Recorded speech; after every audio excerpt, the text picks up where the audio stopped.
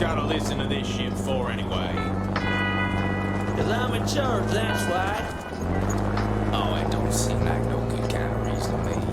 Also, anyway. Hey, what's that? Hold on a second. Swing roller.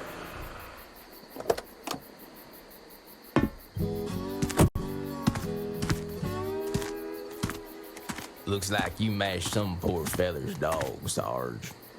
It's a Zerglin, Lester. Smaller type of Zerg. He'd be out this far unless... Oh, shit.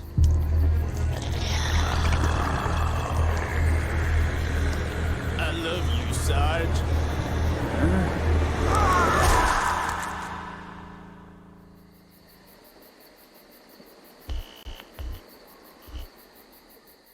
자, 지난 시간에 이어서 또 우리가 지구과학 원 선생님의 이제 두 번째 시간입니다.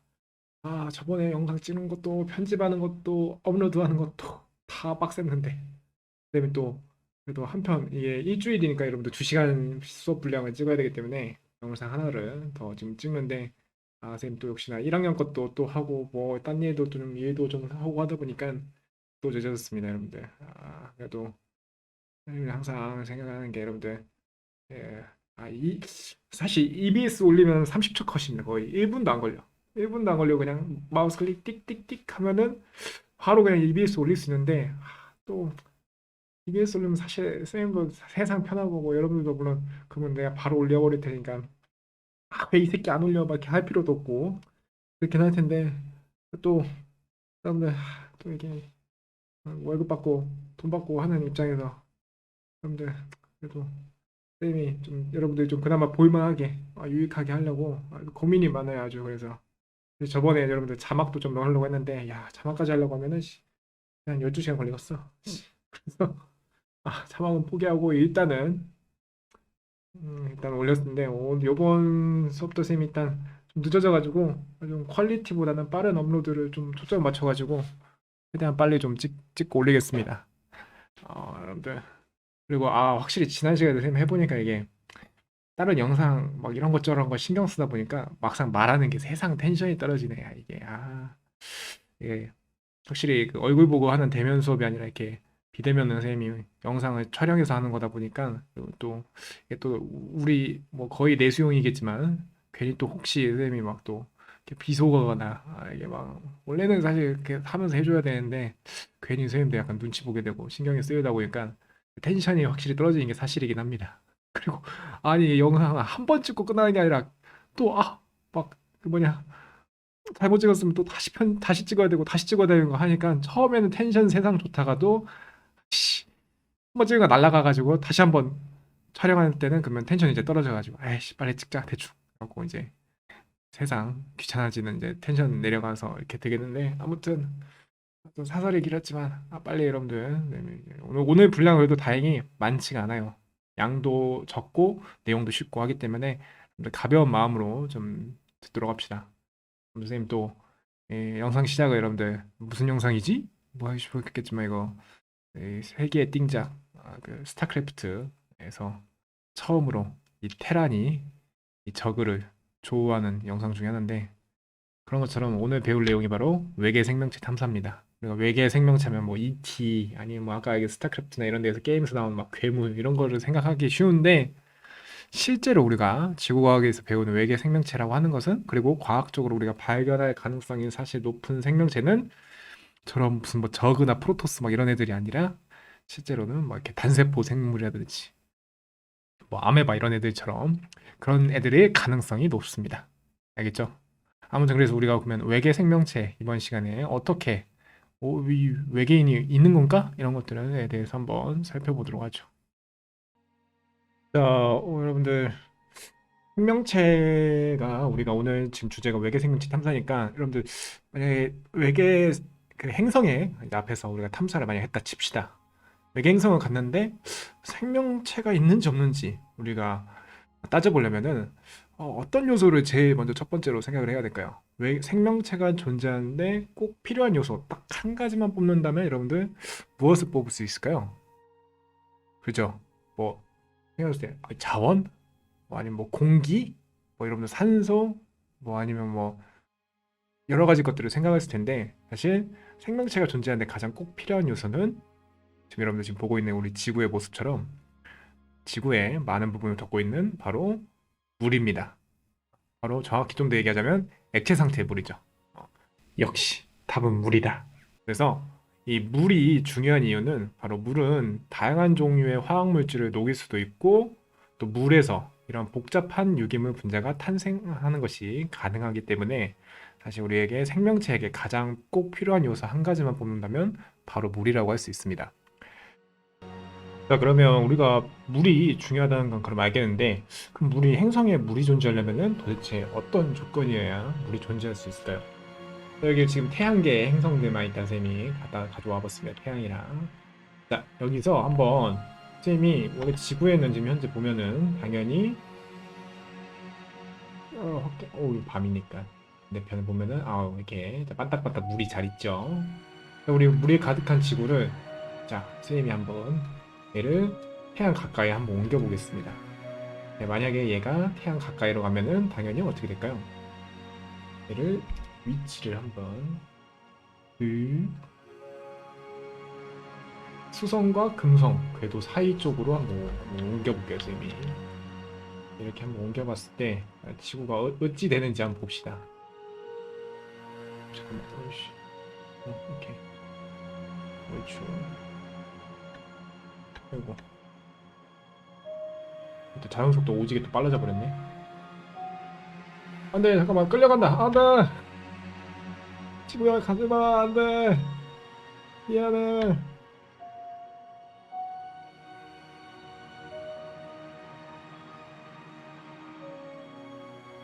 여기서 이제 케플러 운동을 하고 있어요. 타타타타타타. 가는 속도도 굉장히 빨라졌죠 지금. 그리고 여기 보시는 것처럼 지구의 지금 평균 온도가 거의 75도가 됐습니다. 원래 아마 지금 원래 지금 궤도에 있을 때는 한 10몇 도 되나? 18도? 14도인가? 아무튼 10몇 도 될 텐데 지금 태양과의 거리가 굉장히 지금 수성과 금성 사이 여기 보면은 수성보다 안쪽에 있구나. 진짜 가까이도 갖다 놨네. 수성에 여기 보면은 근일점 원일점이 나오는데 여기서 지금 아무튼 거의 수성 궤도 근처 부근에 지구를 갖다 놨더니 지금 지구의 평균 온도가 굉장히 높아졌어요 지금. 이 상태로 계속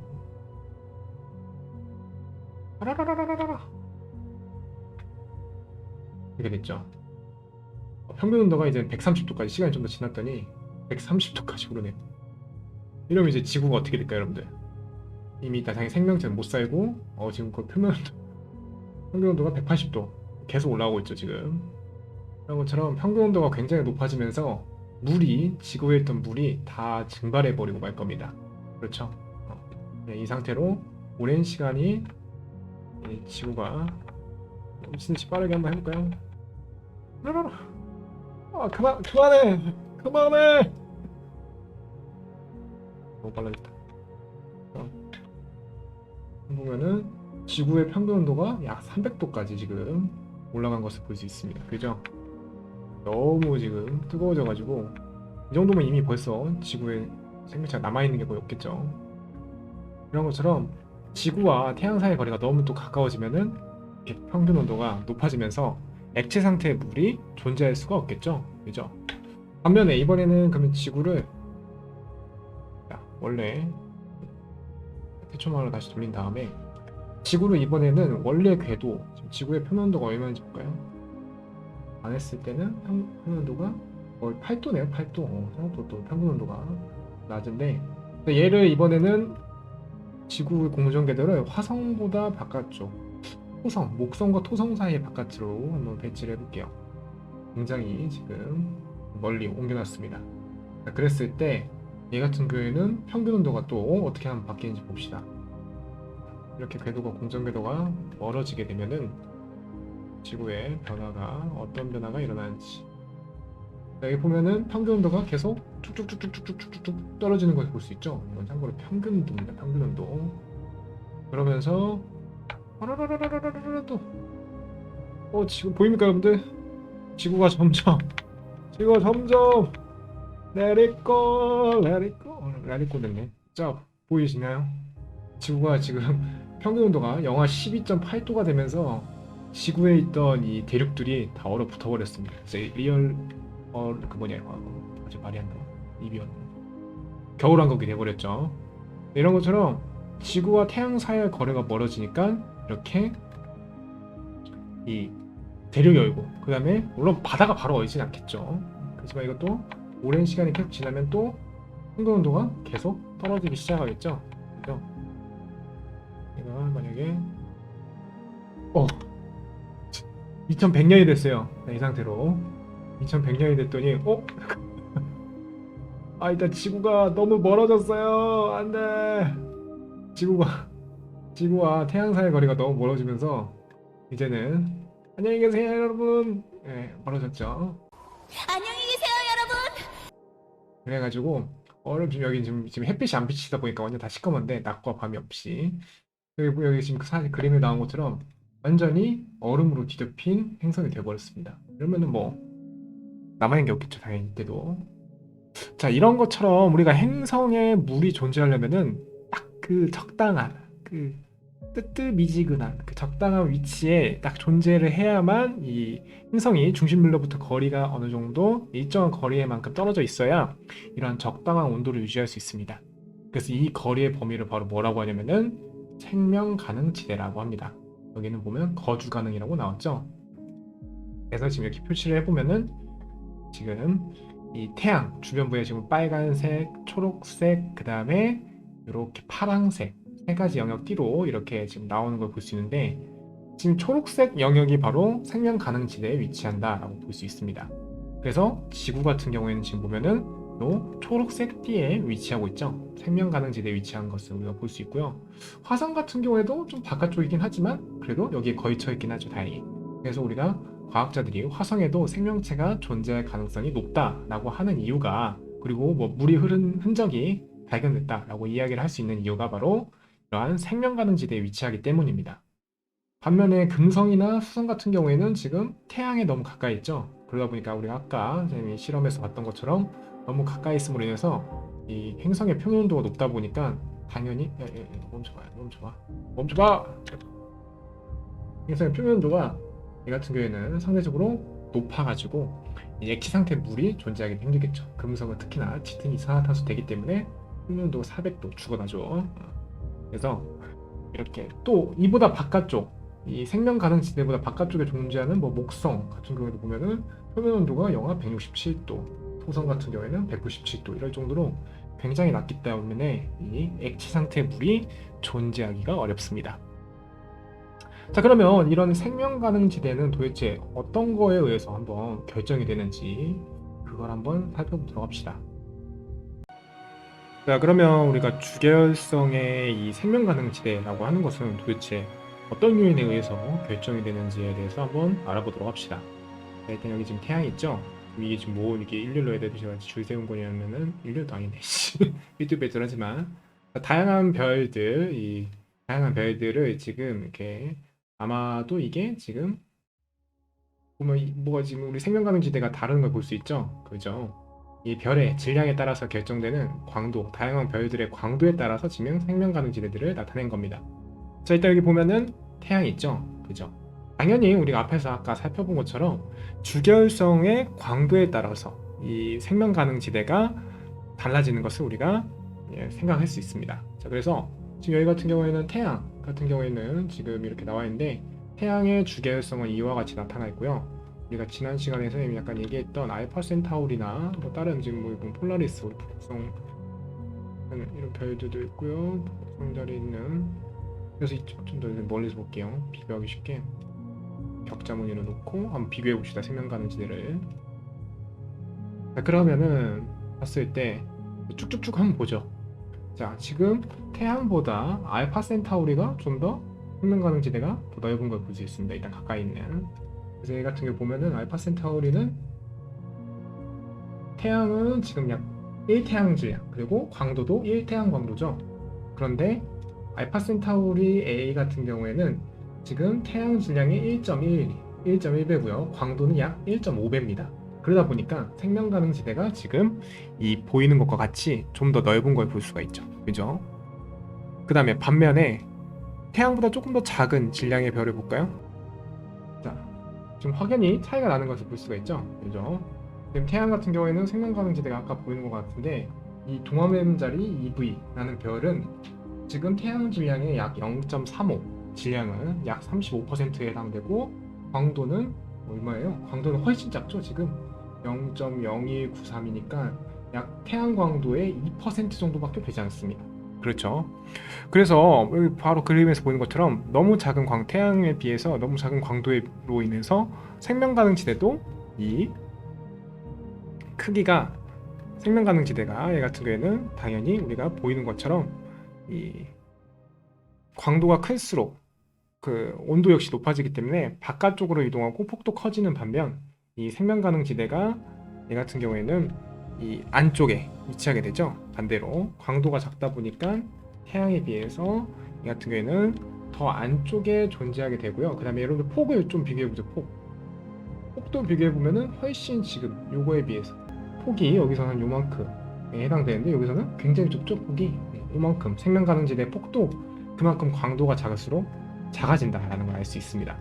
자, 이걸 한 번에 한눈에 비교하기 위해서 우리 배웠던 아크투루스를 한번 옮겨봅시다. 세 별, 광도가 큰 별, 작은 별, 중간, 작은 세 별을 한번 비교해보죠. 그랬을 때 뭐 이미 딱 봐도 한눈에 봐도 차이가 나는 걸 볼 수 있죠. 태양이 지금 아크투루스의 생명 가능 지대에 위치한 걸 볼 수 있는데 이 아크투루스 같은 경우에는 지금 태양 질량이 얘 같은 경우에는 질량은 거의 비슷합니다. 그죠? 질량은 1태양 질량인데 우리가 배웠다시피 얘 같은 경우에는 우리가 얘는 적색 거성으로서 지금 광도가 195, 태양 광도의 지금 195도죠. 그죠? 195배. 그러니까 굉장히 큰 광도로 인해서 이 생명 가능 지대가 폭이 훨씬 더 넓고 더 바깥쪽에 위치한다는 것을 우리가 알 수 있습니다. 그래서 결과적으로 이 생명 가능 지대를 결정하는 요인 중 가장 중요한 요소는 바로 뭐다? 광도다라는 겁니다. 그러면 우리가 생명 가능 지대 알아보고 생명 가능 지대가 광도에 따라 결정된다는 걸 우리가 배웠는데, 자 그러면 우리가 생명 가능 지대만 위치한다고 하면은 조금 뭐 거기에 생명체가 존재할 가능성이 높은지 그거를 또 따져보도록 합시다. 자 일단 쌤이 한번 또 여기다가 그러면은 우리가 광도라고 하는 것은 특히나 주계열성에서 질량에 따라 결정된다고 했는데 우리가 주계열성의 질량이 클수록 광도가 크다는 걸 배웠죠. 자 그러면은 광도가 클수록 아까 얘기한 것처럼 온도 역시 높아지기 때문에 이제 생명 가능 지대가 더 바깥쪽으로 이동하고 그 폭도 커집니다. 자 그럼 여기 만약에 태양 질량의 10배에 해당하는 이러한 태양이 있다라고 생각을 해봅시다. 어떤 별이 있다고 했을 때 저기 보면 지구가 태양의 지금 10배 이 태양 질량의 이 별의 그 생명 가능 지대에 위치한다라고 하면은 만약에 그런다고 하면은 우리가 단순히 생명 가능 지대에 위치하니까 생명체가 존재할 가능성이 높을까요? 라고 생각을 해본다고 하면 그렇죠. 물론 액체 상태의 물은 존재할 가능성이 있지만 이때 우리가 또 고려해야 될 게 무엇이냐면은 바로 별의 수명이죠. 만약에 별이 태양 질량보다 더 크다고 하면은 당연히 우리가 배운 것처럼 별의 수명은 질량과 반비례 관계이기 때문에 질량이 클수록 수명이 짧아지게 됩니다. 한번 어떻게 되는지 볼까요? 자, 태양 주변에 있던 지구에서 열심히 지구가 지금 진화를 하고 있었는데 태양이 수명을 다해가지고 이와 같이 만약에 지금 여기는 지금 초신성이 돼버렸죠. 초신성인 태양이 지금 나온 것처럼 시간이 점점 지날수록 별이 진화 과정이 워낙에 진화 속도가 빠르기 때문에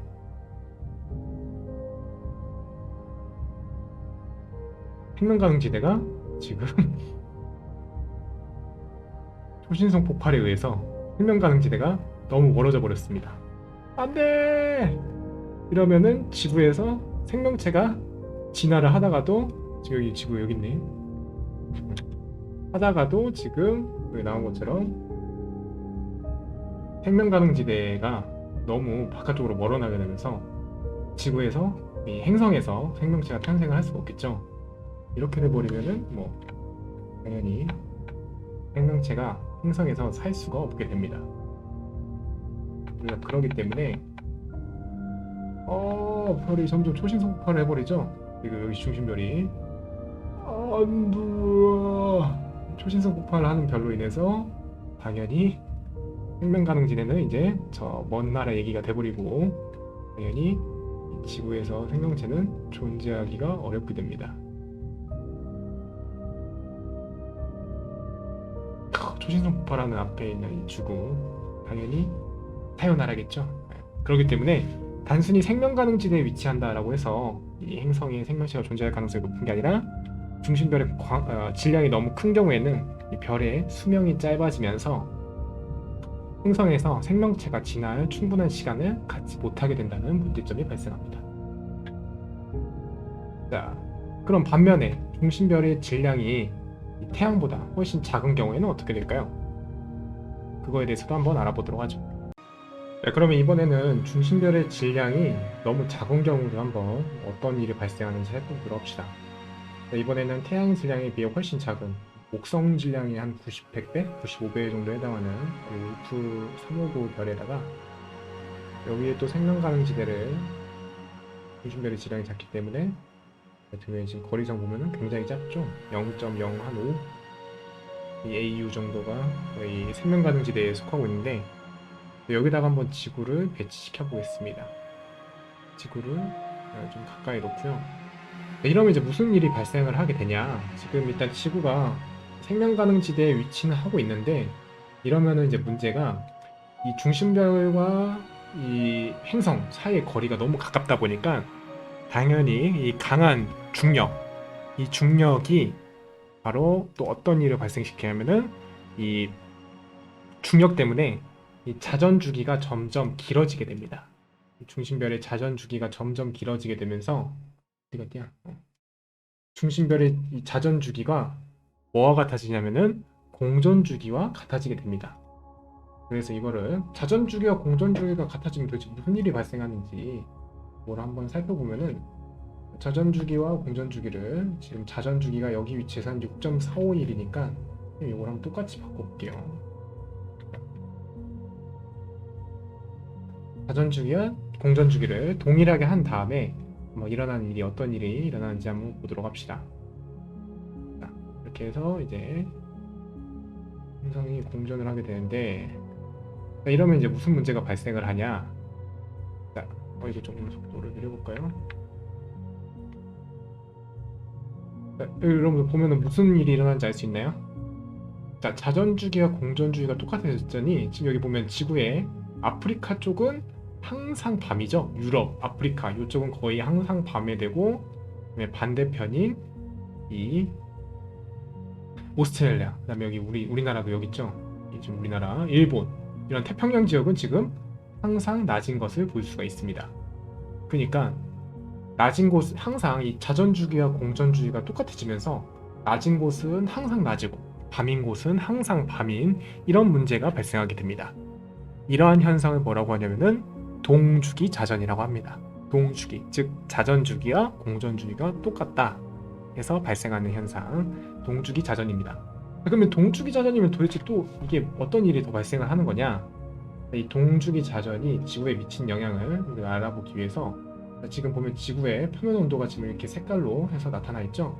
자, 이거를 선생님이 시간을 좀 빨리 이제 돌려보겠습니다. 이런 동주기 자전 상태로 계속 돌게 되면은 어떤 일이 발생하는지. 있어 가서.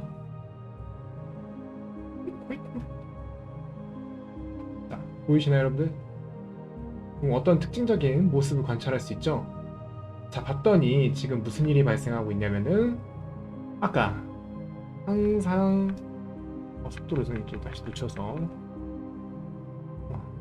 자, 보면은 지금 이 그림에서 바로 대비되는 그런 거 볼 수 있는데 자, 아프리카와 유럽은 항상 이 밤, 햇볕을 비치지 않는 밤이기 때문에 이 지역은 지금 점점 기온이 어떻게 되고 있어요? 그렇죠, 추워지고 있죠.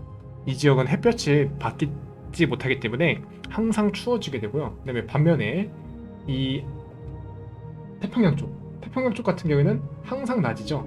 이 태양빛이 항상 비추면서 항상 낮이기 때문에 여기 보면은 50도까지 이렇게 굉장히 고온으로 올라가는 것을 볼 수가 있습니다. 이게 이제 시간이 점점 지나면 지날수록 이 폭은 계속 커지겠죠. 이거를 만약 생 속도를 계속 또 올려본다고 치면은 어지러워. 그만해. 그만. 그만. 얘를 돌려봅시다. 얘를 고정해놓고 그리고 점점 어떻게 변하는지 얘를 살펴봤더니 표면에서는 그렇죠. 여기 이제 점점 이렇게 추워져서 영하의 온도로 이 아프리카와 이 유럽 대륙은 기온이 낮아지고 있고요. 태평양의 온도는 계속 올라가고 있습니다. 아까 얘기했던 동주기 자전의 효과 때문에 그렇죠. 이와 같이 질량의 작은 별은 다행히 수명은 길어지지만 이 질량이 작은 별의 주변부에 생명 가능 지대에 이 행성이 존재한다 하더라도 이 중심별의 중력 때문에 이 자전 주기와 공전 주기가 같아지면서 바로 아까 얘기했던 동주기 자전 현상이 나타나게 됩니다. 이렇게 되면서 별빛을 받지 못하는 다른 면에는 이와 같이 지금 빙하기가 찾아왔죠. 이제 굉장히 이 생명체가 살기에 너무 추운 온도로 되고 다른 면은 지금 100도를 넘어섰죠. 그죠? 이 경우에는 이제 너무 뜨거운 온도로 인해서 이 생명체에는 도저히 살 수가 없는 이러한 현상이 나타나게 됩니다. 여기는 거의 지옥 불바다가 됐고요. 여기는 이제 아예 점점 얼음 왕국으로 또 번화하고 있죠. 그죠? 그렇기 때문에 우리가 주계열성이 생명 가능 지대에 생명체가 위치한다 하더라도 항상 이 별의 질량이 너무 크거나 작은 경우에는 생명체가 살기 어렵다라는 거 여러분들 기억해 놓기 바랍니다. 자, 그러면 이제 우리가 중심별의 질량에 따라서 어떻게 생명체가 존재할 수 있는지에 대해서 살펴봤는데, 그러면 이제 중심별의 질량 이외에도 이 행성에 생명체가 존재하기 위한 조건들이 또 어떤 것들이 있는지 몇 가지만 살펴봅시다. 아까 얘기했던 것처럼 이 생명체가 출현해서 또 진화까지 할 만큼 시간이 충분히 필요하다는 거에 대해서 살펴봤고요. 그 다음에 사실 이 질량뿐만 아니라 앞서 얘기한 것처럼 이 별에서부터는 우리가 이 지구에서 생명체가 어떻게 탄생하는지에 대해서 배웠지만, 사실 이 외부로 이 우주 공간에서부터 오는 자외선이나 또는 태양풍 등을 통해서 오는 고에너지 입자를 막아주기 위한 바로 뭐가 필요하죠? 그렇죠? 자기장. 일단 고에너지 입자들을 막기 위한 자기장이 필요하죠. 그래서 우리 지구에 이와 같은 쉴드 역할을 해주는 자기장이 있기 때문에 이 자기장으로 인해서 이 외부로부터 유입되는 고에너지 입자들을 차단해주는 그런 방어막 같은 역할을 해줍니다. 그래서 이러한 자기장이 있어야 생명체가 행성에서 존재할 수 있겠고요. 또한 아까 얘기했던 태양으로부터 오는 이런 자외선들을 차단해주기 위해서는, 그렇죠, 여러분들 다 알다시피 대기 중에 우리가 앞에서 배웠던 오존층과 같은 이런 대기가 있어야 외부로부터 오는 자외선과 고에너지 입자들을 막아줌으로써 이 행성에 생명체가 존재할 수 있게 해주는 아주 중요한 역할을 하게 됩니다. 이처럼 이렇게 생명체가 행성에 존재하기 위해서는 사실 굉장히 까다로운 조건들이 많이 있습니다.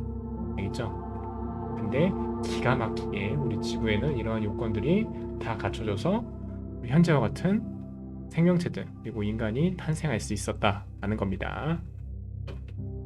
자, 여기까지 해서 여러분들 이제 우리가 오늘 배울 내용인 외계 생명체 탐사에 대한 내용을 전부 다 한번 살펴봤습니다.